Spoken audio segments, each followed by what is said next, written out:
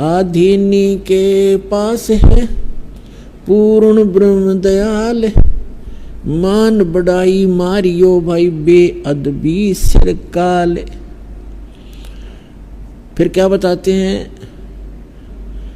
विभीषण का भाग बडेरा, दासातन आया तिस नेड़ा, दासातन आया बिस्वे बीसा, जाको लंक दई बख्शीसा। ऐसा दासातन है भाई, लंक बकस्त्यां देर न लाई। है।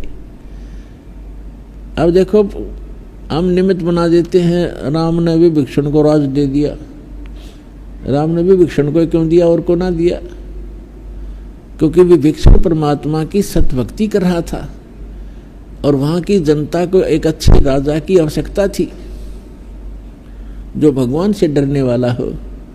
तो परमात्मा की भक्ति करता था सतपुरुष की विभीषण। तो सब माहौल, सब कारण करे करावे साइया, मन में लहर उठा और दादू सिर दर्जीव के वो आप बगल हो जा।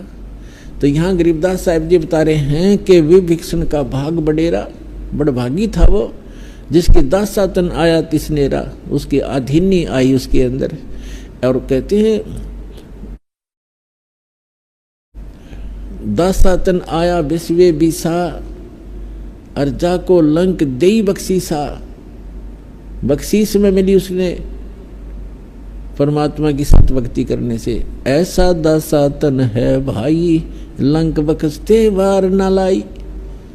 अगर यहाँ के संसारिक सुख भी तुम चाहो हो तो भी परमात्मा कहते हैं जतन राजपाट भी चाहिए, हमरा इधर ले ध्यान।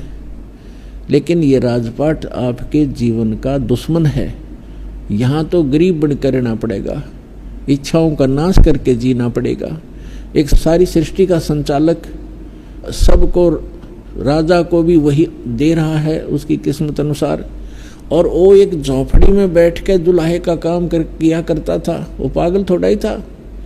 जो परमात्मा, जिसको हम एक धानक दुल्हा कहा करते, कवि कहा करते थे, और जिसके निमित्त 18 लाख व्यक्ति आ गए और उन 18 लाख व्यक्तियों को मोहन भोजन खिलाया 3 दिन, और एक एक असर फिर एक दौर दिया उस झोपड़ी में बैठे ने। वो दुल्हा था, वो तो परमपिता थे, सारी सृष्टि के संचालक थे। लेकिन वो लीला क्यों कर रहे थे कि आपको जीने के लिए, इस भक्ति प्राप्ति के लिए, परमात्मा प्राप्ति के लिए, मोक्ष कराने के लिए ऐसे जीवन जियो जैसा मैं था। भगवान की रजा में राजी रहे, जो दे उसने खावे, और घनी इच्छा नहीं रखे।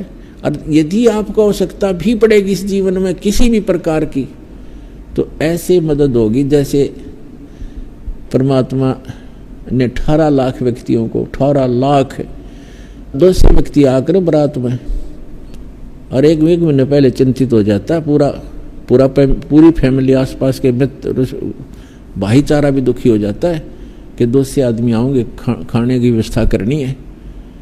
और खाने के लिए घर वालों को बाद में कहते पहले बारात ने जमा दो, कहीं कम ना रह जा भोजन।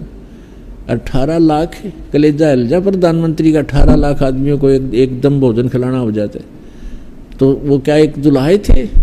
तो परमात्मा ने ये लीला की क्यों? कि भाई भक्ति पाने के लिए घने धन की जरूरत नहीं है, आत्मा निर्मल रखो, फिर आपके चरणों में रहेगी सारी चीज, हर वस्तु आपके चरणों में रहेगी। तो कबीर साहब कहते हैं,